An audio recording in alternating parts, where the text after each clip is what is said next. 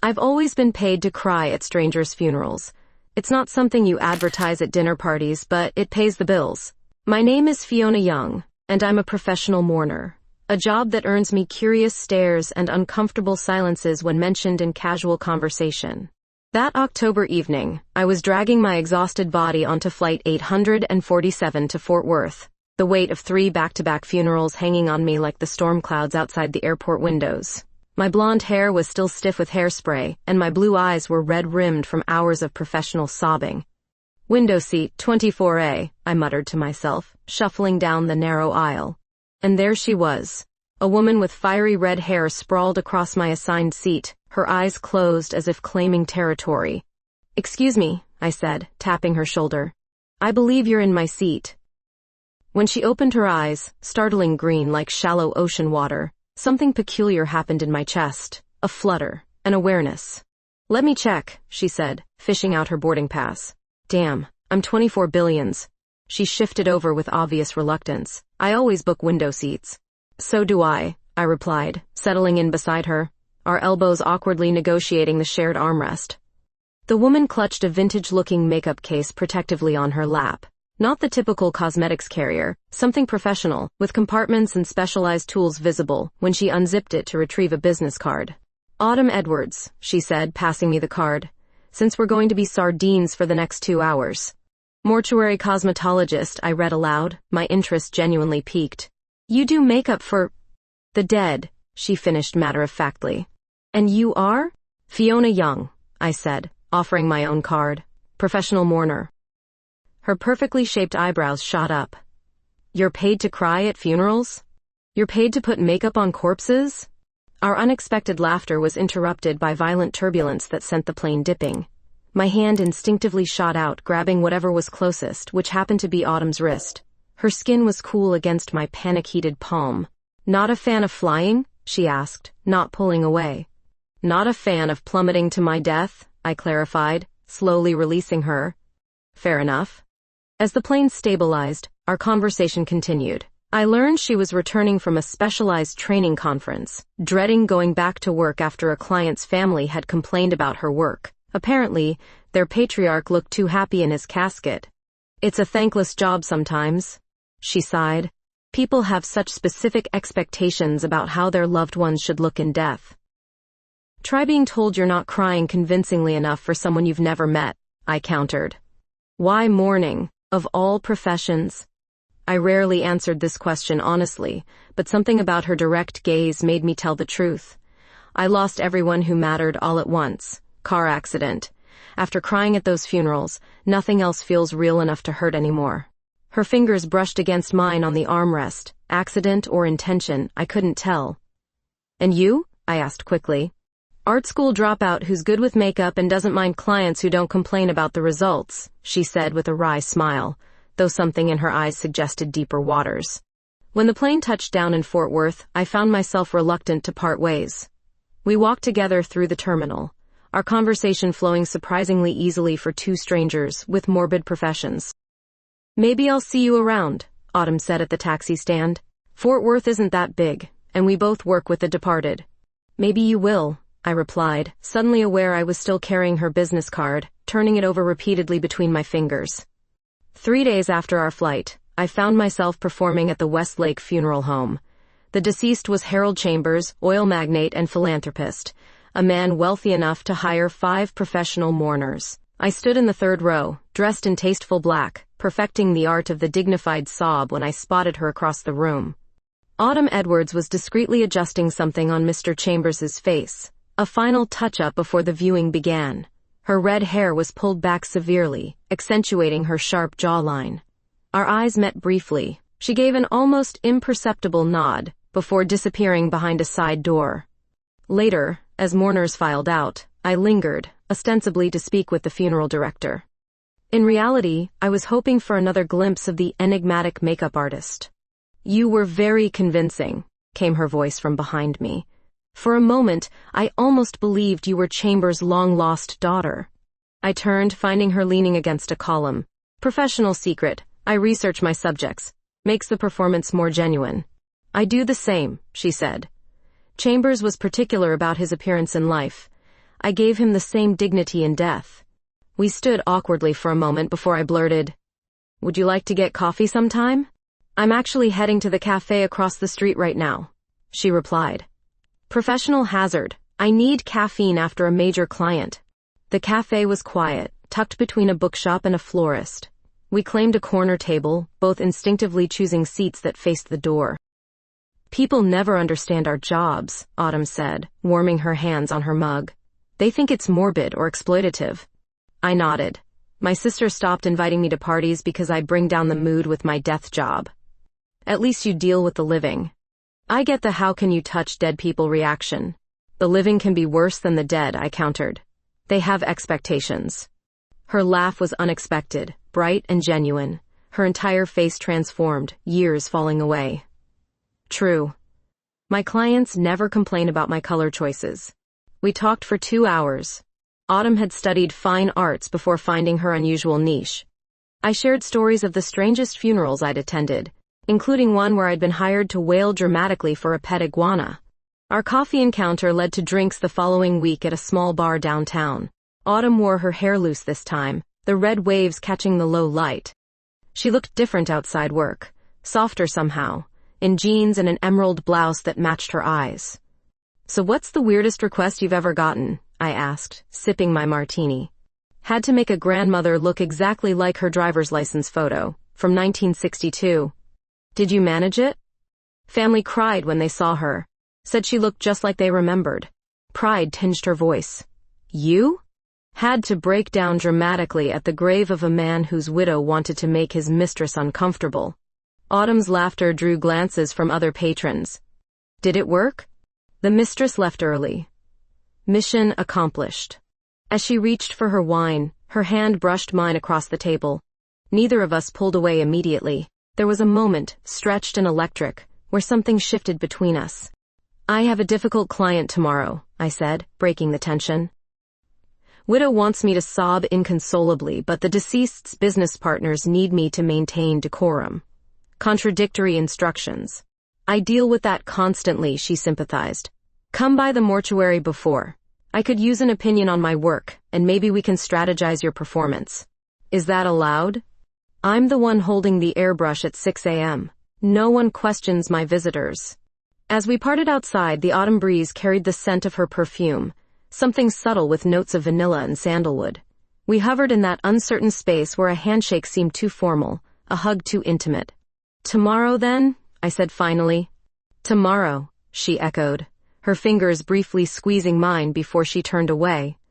I watched her walk to her car, wondering why my pulse hadn't returned to normal, and why I was already counting the hours until morning.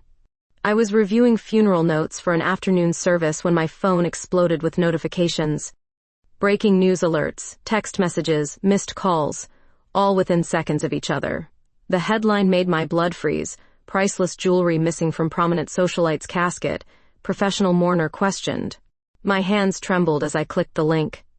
There I was, mid-professional sob, captured by security cameras at the Wellington funeral 3 days ago. The article mentioned valuable family heirlooms missing from Elaine Wellington's casket, jewelry that had been photographed during the viewing but disappeared before burial. Police are questioning persons of interest, including professional mourner Fiona Young, who was observed near the casket outside of normal viewing hours. My phone rang, an unknown number. "Ms. Young? Detective Ramirez, Fort Worth Police. We need you to come in for questioning regarding the Wellington case." His voice was all business, no warmth, no presumption of innocence. "I didn't take anything," I said, hearing the panic in my voice. "I was hired to—" "Save it for the station, ma'am, today at 2 p.m. I called my only friend in town, Autumn. She answered on the first ring. "I've seen the news," she said before I could speak. "It's bullshit. You were with me when they claim the jewelry went missing." "What?" "No, I wasn't." "Yes, you were," she insisted. "Remember? You came by the mortuary early to discuss the Martinson funeral." Understanding dawned. "Autumn, you can't lie to the police for me." "It's not a lie. You were there, just earlier than they're claiming the theft occurred. I worked on Elaine Wellington. I know when that jewelry was still on her because I had to work around it." I sank onto my couch, overwhelmed by her willingness to help. This could jeopardize your career.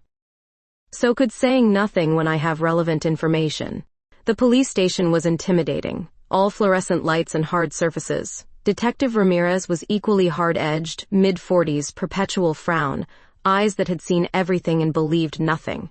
Security footage shows you returning to the viewing room at 7:12 p.m. After hours, he said, sliding a grainy image across the table. Explain. I left my performance notes in the room. I need them for different funeral styles. Convenient. And you went straight to the casket because... I didn't. I went to the third row, left side, where I'd been sitting. He leaned forward. Wellington's diamond necklace, sapphire brooch, and wedding rings, easily worth $500,000, disappeared sometime between the end of viewing at 6 p.m. and the casket sealing at 8 a.m. You were there during that window. So were funeral home staff, security guards, and the family during their private goodbye. His eyes narrowed. Professional mourners. Strange profession for a young woman. Is theft the only crime you're investigating, or is my career choice also suspicious? The door opened, and a uniformed officer leaned in. Sir, there's someone here with information about the Wellington case. Through the gap in the door, I glimpsed fiery red hair. Ms. Edwards claims she has timeline evidence regarding the jewelry, the officer continued. Ramirez frowned. Wait here, he told me, leaving the room. 20 minutes passed before he returned, his expression even more severe. Your friend says you visited the mortuary at 6:30 p.m., which would make it impossible for you to have been at Wellington Funeral Home at the time in question. She's not my friend, she's a professional colleague, I corrected automatically. She's also the last person to have officially handled the body before the viewing. Interesting coincidence. My stomach dropped. I'd never considered how this might backfire on Autumn. She had nothing to do with this. We'll see. You're free to go for now, but don't leave town. This investigation is just beginning. In the hallway, Autumn stood with her arms crossed, her face pale but determined. When she saw me, something like relief flashed in her eyes. You didn't have to do that, I said quietly. Yes, I did. Her voice was firm. I know you're innocent. How can you be so sure? You barely know me.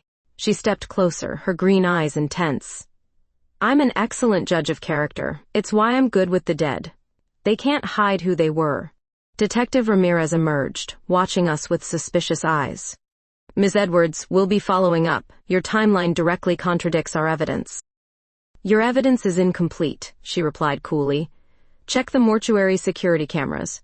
As we walked out together, I felt both grateful and terrified, not just of the accusation hanging over me, but of the woman beside me who just risked everything for someone she'd only just met. The media vultures descended within hours. They camped outside my apartment building, shouting questions as I tried to enter. Did you steal from the dead, Ms. Young? How many other families have you robbed? One particularly aggressive reporter from the local news stuck a microphone in my face, asking if professional mourning was just a cover for my real business. I retreated to my apartment, drawing the blinds and disconnecting my landline after the fifth call from an unknown number. My phone buzzed with a text from Autumn, turn on channel 8. The news showed my professional headshot beside a graphic of a jeweled necklace, with a large question mark. The reporter's voice was dripping with manufactured concern. Sources close to the investigation say Young had access to numerous wealthy deceased over her career. Police are reviewing previous cases where she performed. My career was imploding in real time. I texted Autumn, this is a nightmare. Her reply came quickly. Pack a bag. You're staying with me until this blows over. I can't drag you further into this. Not a request. I'll be there in 20. True to her word, Autumn arrived in a sensible gray sedan, sunglasses and a scarf partially concealing her distinctive red hair. She double-parked, helping me throw my hastily packed bag into her trunk while a photographer across the street snapped away. Head down, she muttered. This'll be online within the hour. Her apartment was on the third floor of a converted warehouse downtown, exposed brick, high ceilings, and surprisingly warm despite the industrial elements. Plants filled every available surface, creating an indoor jungle effect. The guest room's through there, she said, pointing. Bathroom shared, I'm afraid. I can't thank you enough, I said, setting my bag down. I'll find a hotel tomorrow. And have them give your room number to reporters? Not happening. She shrugged off her jacket. Oh, besides, I like the company. It's just me and the ferns, usually. That first night, we ordered takeout and watched mindless reality TV, deliberately avoiding news channels. It felt strangely comfortable, this forced intimacy with someone I barely knew yet somehow trusted. "How did you get into this line of work?" I asked as we picked at Pad Thai. "Mortuary cosmetology isn't exactly on career day flyers." Autumn smiled faintly. "My grandmother died when I was 15. The funeral home did a terrible job with her makeup. She looked wrong. I snuck in with my own makeup bag and fixed it before the service." "You didn't." "I did. The funeral director caught me but was so impressed he offered me a summer job." She twirled noodles around her fork. "Your turn." I hesitated, then gave her the real story, not the abbreviated version I'd shared on the plane, about the accident that took my parents and sister, about sitting through their funerals, numb and disbelieving. "The professional mourners made it real," I explained. "When I couldn't cry, they cried for me. It was a gift." We fell silent. Autumn reached across the couch and squeezed my hand briefly. Later that night, I couldn't sleep. I wandered onto Autumn's small balcony, watching the lights of downtown Fort Worth. She joined me wordlessly, offering a mug of tea. "What if they charge me?" I asked, my voice small against the night. "What if no one believes me?" "I believe you," she said simply. "We'll figure this out." The tears came without warning, not the professional, controlled tears I was paid for, but messy, frightened sobs. Autumn hesitated only a moment before pulling me into an embrace. Her arms were stronger than they looked, holding me steady as I fell apart. "I can't lose everything again," I whispered against her shoulder. Her hands moved in gentle circles on my back. "You won't." We stayed like that longer than was probably necessary, my face buried in the curve of her neck, her fingers now in my hair.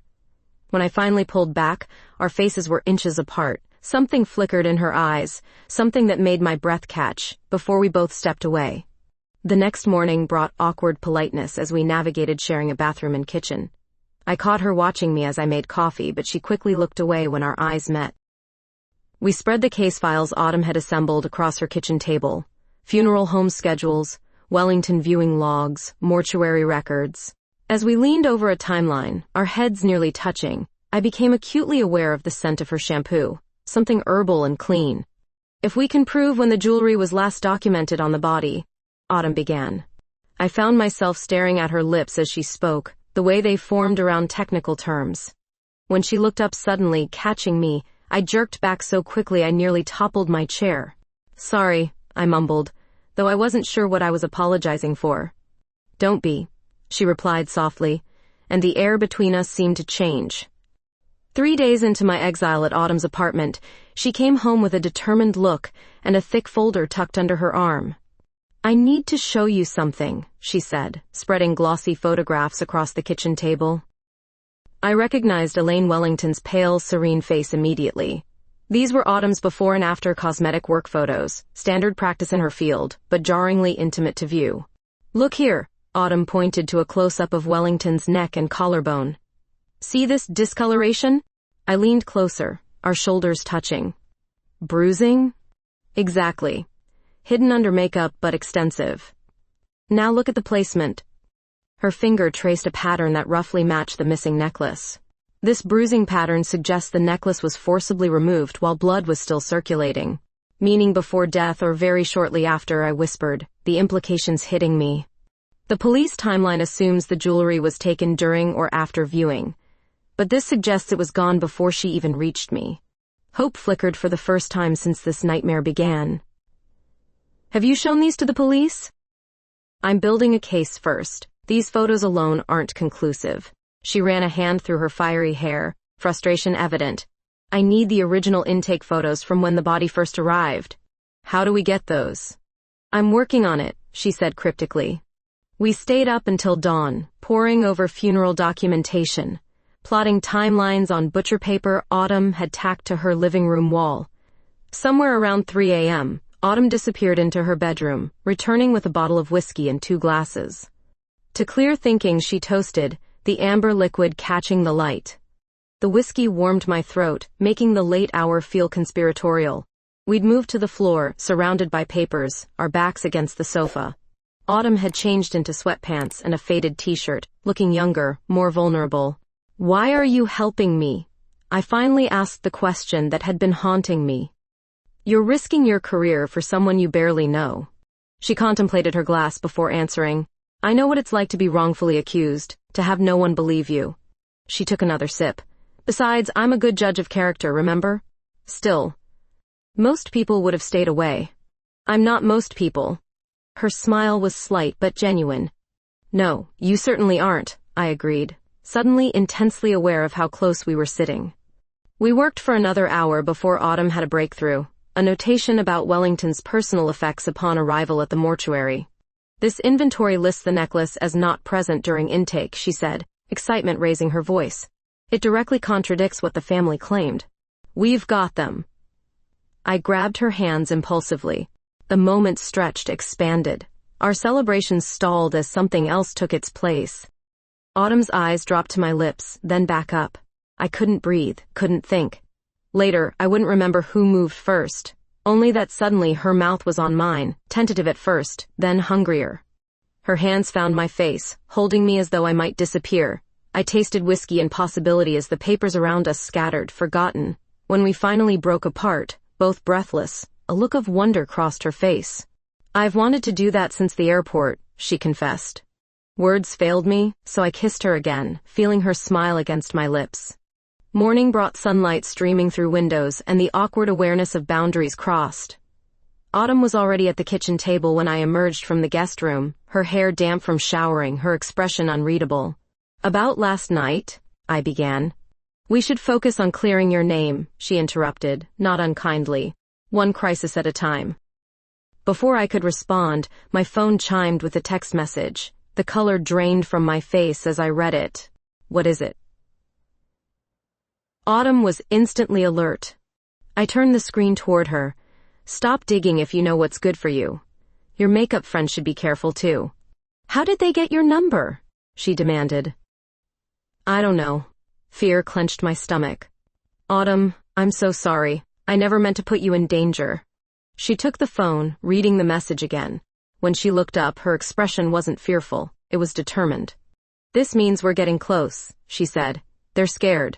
Or dangerous. Probably both. She reached for my hand across the table, squeezing once. But I'm not backing down. Are you? The way she looked at me, like I was brave and worthy of her trust, made my decision easy. Not a chance, I replied, turning my hand to lace our fingers together. Autumn's connections at the mortuary gave us access to employment records. We spread them across her dining table, searching for anything suspicious.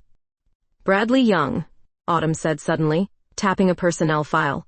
He's been at Wellington Funeral Home for 3 years as an assistant. Young? Any relation to me? Not unless you have a cousin who's been keeping tabs on wealthy corpses. She slid the file toward me. Look at his employment history. Bradley had worked at 4 different funeral homes in 5 years. Unusual in such a specialized field. More tellingly, each previous employer had experienced theft incidents. No charges were ever filed, I noted, scanning the reports. But he left shortly after each investigation. And he shares your last name, Autumn added. Maybe not coincidence? You think he's setting me up? The idea was both horrifying and hopeful. It fits. He has access, knowledge of security systems, and a convenient scapegoat with the same surname. That night, we followed Bradley after his shift. He led us to a pawn shop in a questionable part of town, where he spent exactly 7 minutes inside. We need to see what he's selling, Autumn whispered from the driver's seat. How? We can't exactly walk in and ask. But Autumn already had a plan. The next morning, she called in sick to work, then donned a blonde wig and oversized sunglasses before entering the same pawn shop. I waited anxiously in the car, watching the clock. 20 minutes later, she emerged with a triumphant smile. Bradley's been selling information, not jewelry, she explained, showing me photos she'd sneakily taken of the pawn shop's register. Dates, addresses, items. He's the scout for a robbery ring that targets wealthy homes during funerals. While families are at the service, I realized. And he makes it look like the items went missing from the deceased. Exactly. Wellington's jewelry never made it to the funeral home. It was taken from her home during the service. The family assumed it was still on her body.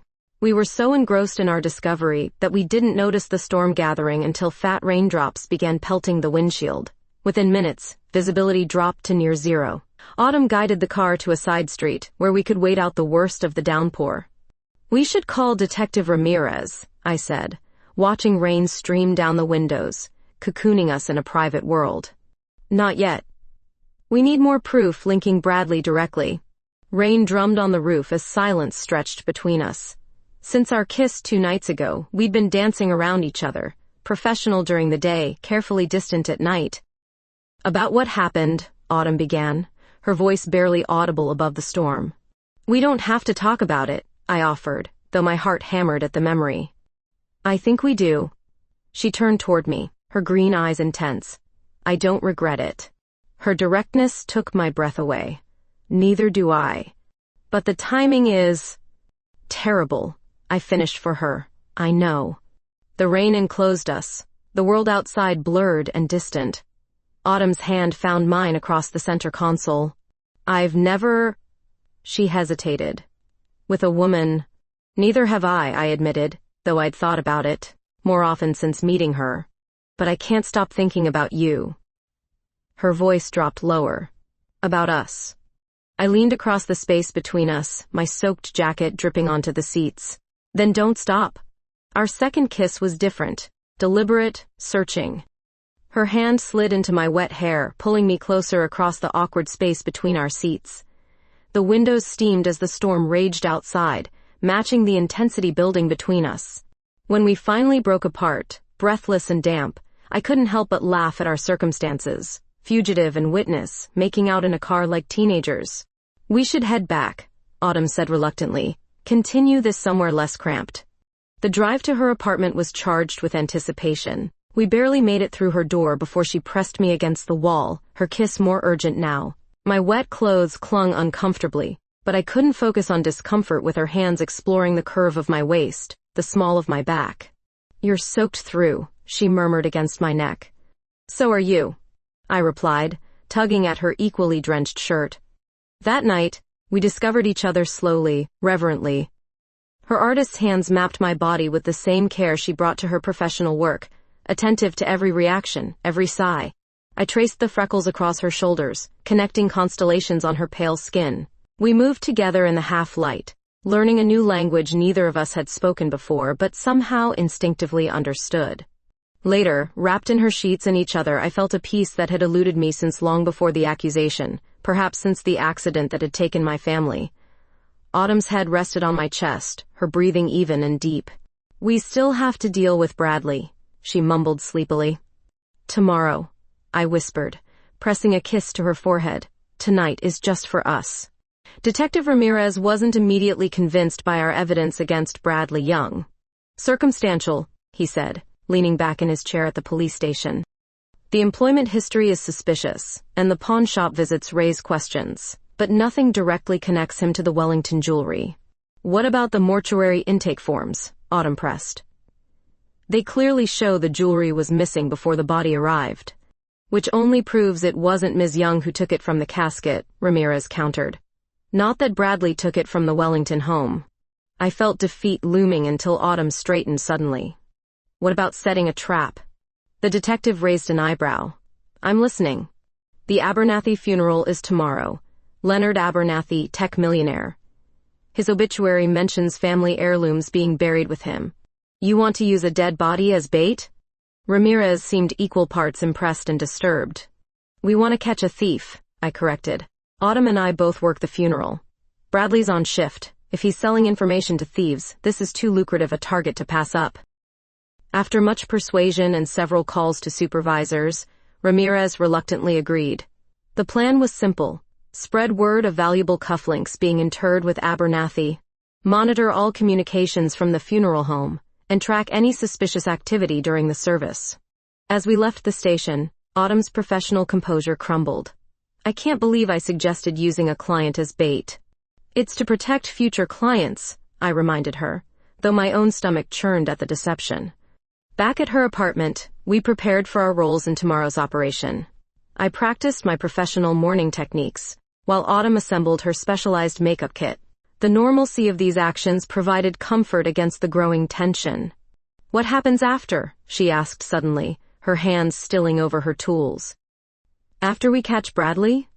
After all this is over. Her eyes met mine, vulnerable in a way I rarely saw.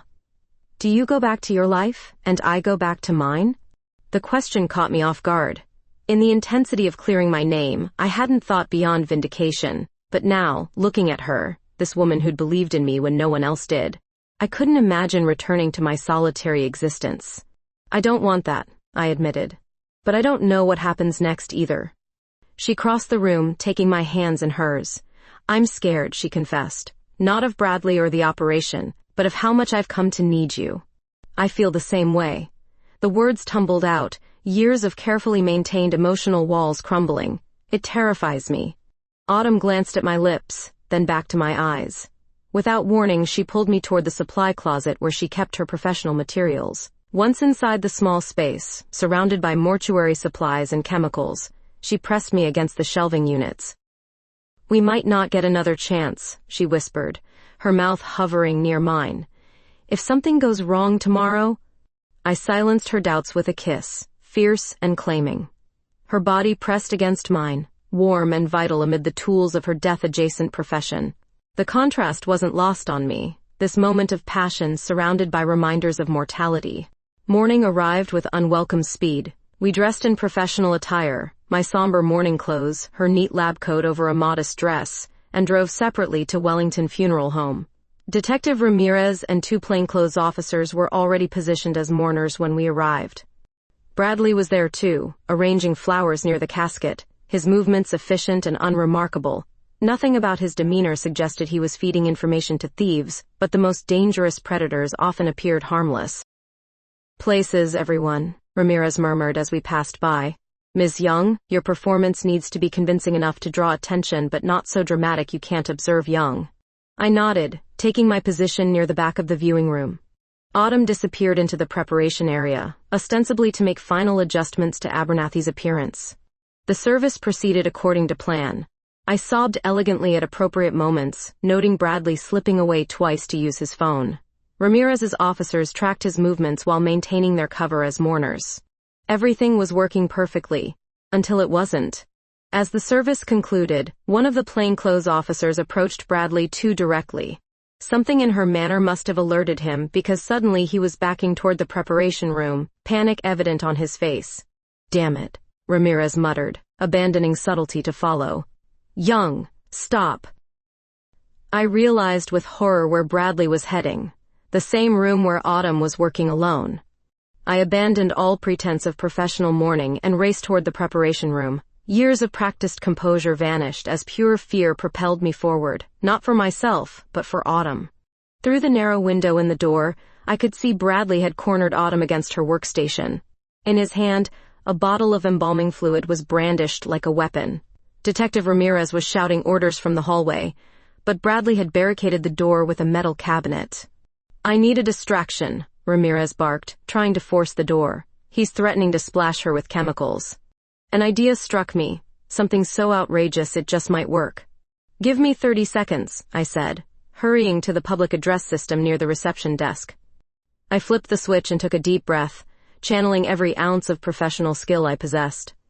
Then I began to wail, not the dignified, restrained sobbing of a professional mourner, but the raw, primal keening of genuine grief. The sound echoed through the entire funeral home, amplified to haunting proportions. Through the door window, I saw Bradley's head snap toward the speakers, momentarily distracted by the otherworldly sound. Autumn seized her chance, knocking the bottle from his hand with a cosmetic airbrush. In the same moment, Ramirez and his officers finally forced the door open. Bradley was tackled and handcuffed while I rushed to Autumn, pulling her away from the spilled chemicals. Are you hurt? My hands searched her face, her arms, needing physical confirmation of her safety. I'm okay, she assured me, though her hands trembled against mine. That wailing, was that you? Best performance of my career, I managed, attempting humor though my voice cracked. Ramirez approached us after Bradley had been escorted out. We found text messages on his phone coordinating with a robbery crew. He's been selling them information about wealthy deceased for months. The Wellington jewelry was taken from their home during the funeral, just as you suspected. And the matching surname? I asked. Pure coincidence, but convenient for framing you. Ramirez had the grace to look slightly abashed. "The charges against you are dropped, Ms. Young, officially." The case concluded with surprising speed. Bradley confessed, hoping for leniency, and implicated his accomplices. The media outlets that had vilified me now clamored for exclusive interviews about my heroic exoneration.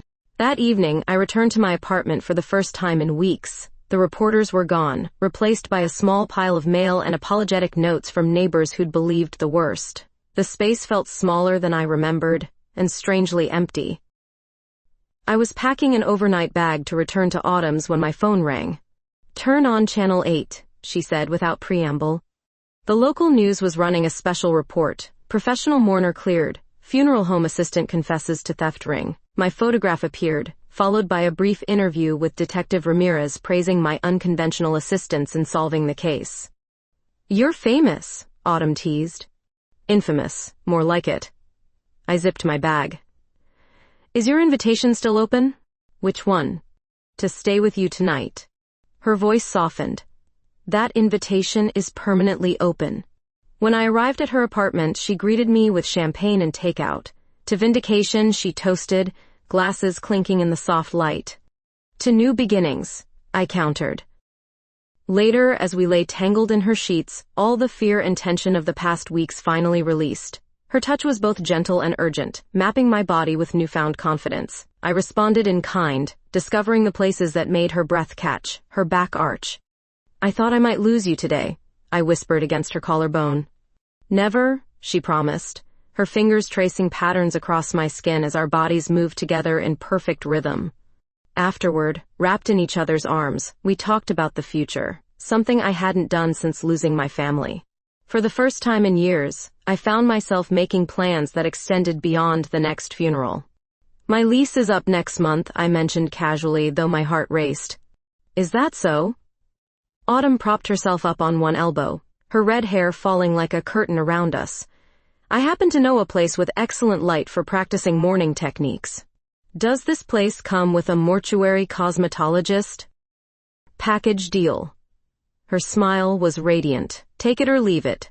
"I'll take it," I said, pulling her down for another kiss. "And everything that comes with it." 6 months after Bradley's arrest, Autumn and I stood in an empty storefront, measuring tape in hand and blueprints spread across a makeshift table. "And a consultation room should go here," she said, gesturing to the far wall. "Private, but with good natural light. And the display area for memorial options here," I added, pointing to another corner.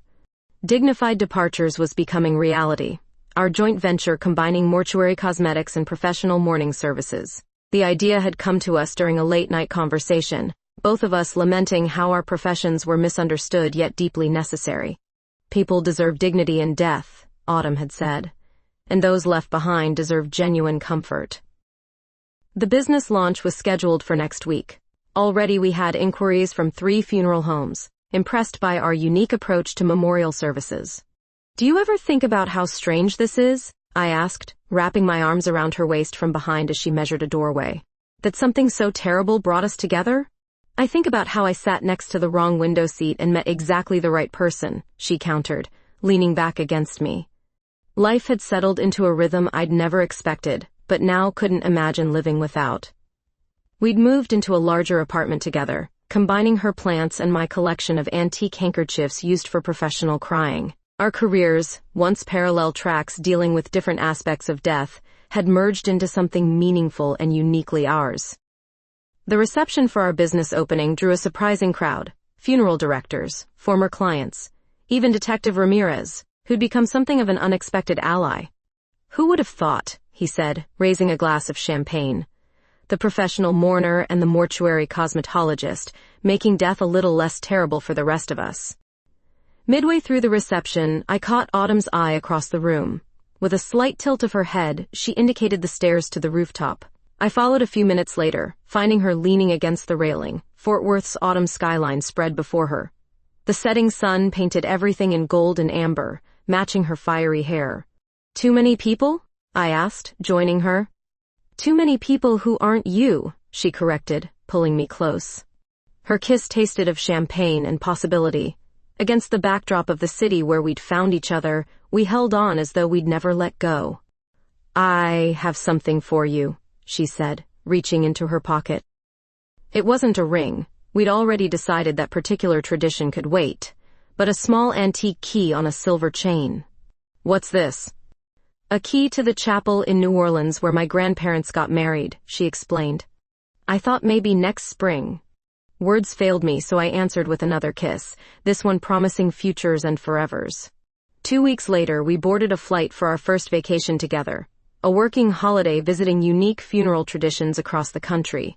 The irony wasn't lost on us that our romantic getaway centered around death rituals. As we settled into our seats, window seats of course, I couldn't help but remember that first flight where fate or random airline assignments had placed us side by side. What are you smiling about? Autumn asked, fastening her seatbelt. Just thinking about how I used to dread flying. And now? I laced my fingers through hers, feeling the warmth of her palm against mine. Now I look forward to the journey. The plane taxied down the runway as Fort Worth receded behind us. I'd spent years professional mourning, channeling other people's grief because my own was too overwhelming to face. Autumn had built a career making the dead look peaceful, while keeping everyone at an emotional distance. Somehow, against all odds, we'd found life together in our death-adjacent careers. As the plane lifted into the clouds, I rested my head on her shoulder. No longer the professional mourner paid to cry at strangers' funerals, but simply a woman holding hands with the person she loved. Ready for our next chapter? She asked.